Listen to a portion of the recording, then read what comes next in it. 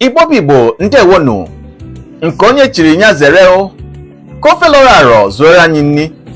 Ọkụkọ si na ihe mere o ji nakpu ụra abụghị na afọ ejula ya kama ka ọ kwanyere Chineke onye kere ya ugwu.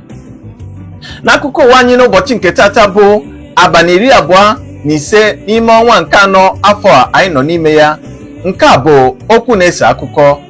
Ọka akụkọ bụ m Maazị Oga JP.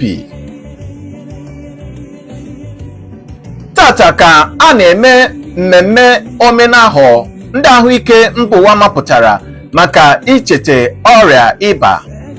Okwu na-ese akụkọ anyị nke tata ga-agbado ụkwụ na ya bụ ọrịa.